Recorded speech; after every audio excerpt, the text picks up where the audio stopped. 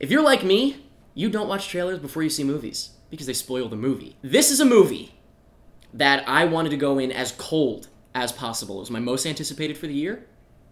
It Comes at Night.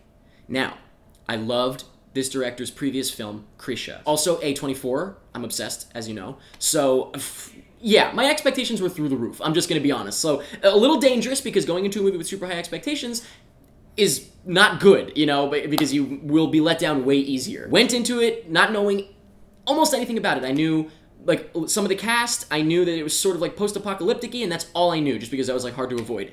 But otherwise, I didn't know anything. So I'm very anxious to see the trailer and tell you what I thought of this movie after I watched the trailer. I'm expecting that this trailer is going to be terrible. I'm expecting, in fairness, like, the poster, you know, right off the bat, definitely sold a different movie. I'm expecting this trailer is going to sell a very different movie than what we got. I feel like it's going to be reminiscent of the trailer for The Witch versus what The Witch ended up actually being. So let's take a look at the trailer and see if I am correct.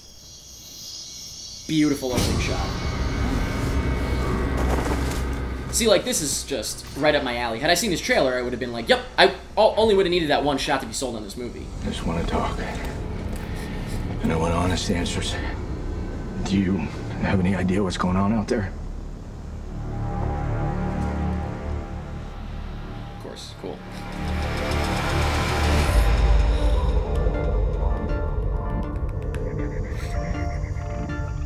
I'm gonna try and help you and your family. I want to thank you again for letting us stay here. I'm just waiting for it. I'm waiting for some spooks. Just gonna run through a few things. When we go out during the day, we like to stick to groups just for safety. The red door. It's the only way in and out of the house. It stays closed and locked. Red door, cool visual. Always a fan of a red door. Lots of movies I love have red doors. The only set. Most important thing. What's he see? It's okay. We don't go out at night, inside. right? We never go out at night.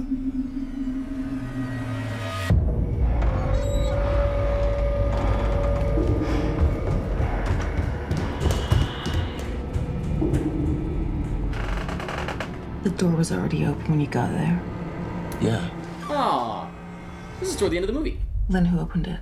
Was that Texas Chainsaw that I heard?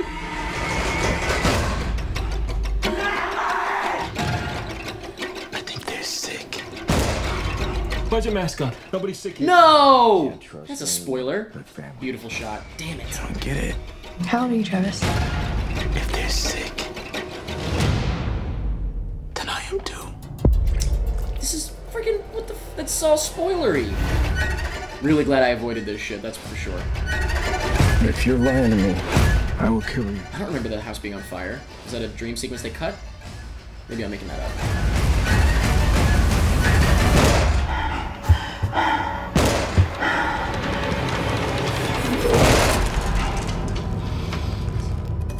Still cool. Okay, so that was not anywhere near as egregious as I expected it to be. I thought that would be a lot more horror-ish, but that said, that trailer definitely sells a horror movie. Does remind me of The Witch in the sense that it sold a horror. It reminds me of going all the way back to, like, The Village. I always say this. I always use it as comparison. It's selling what looks more like a horror movie. This movie is not a horror movie. It's a pretty damn dry drama. And I loved it. I thought it was fantastic. Thought it was very tense. I was on the edge of my seat. And I really did not know what was going to happen. I had no idea what was coming next. And the last shot of the movie, I actually, like, when it ended, that took my breath away because I thought it was one of the best final shots of a movie I've seen in a long time. And it feels like the entire movie was worth it just to get to that shot. Such a great shot, such a great movie, great acting. I really love this movie, but I'm very glad that I didn't go in knowing anything in terms of, first of all, that trailer does spoil a good amount of stuff. That why would you want to know any of that going in? Second of all, it makes it look like I said, a horror movie. And if I'd gone in expecting a flat-out horror movie, I'd have been disappointed. So, yeah, I'm glad I avoided the marketing for this. It definitely, it struck me immediately as the type of thing I wanted to avoid all the marketing for, so I'm very glad that I did. That said, the posters were beautiful. I love the posters. I think those were better than the trailer. The trailer's all right. And, yeah, I don't know. I'm really glad I avoided it, and I think if anybody went to see this movie based on the trailer and was disappointed, I think that hopefully this is like a, welcome to the club.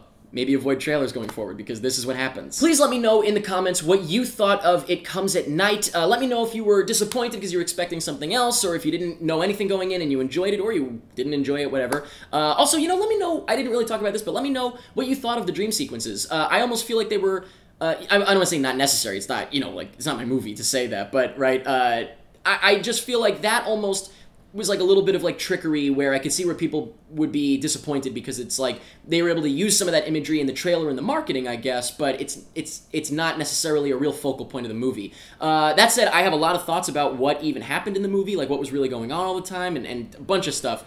So I would love to talk to you guys in the comments. Please leave a comment and let me know what you thought of this movie. If you'd like to see any more of my videos, you can click right over here to check them out, or if you'd like to subscribe and make sure you never miss one of my videos when I post them, you can click right down here, and clicking the thumbs up button ain't gonna hurt you. Thank you very much for watching, and that's pretty much it.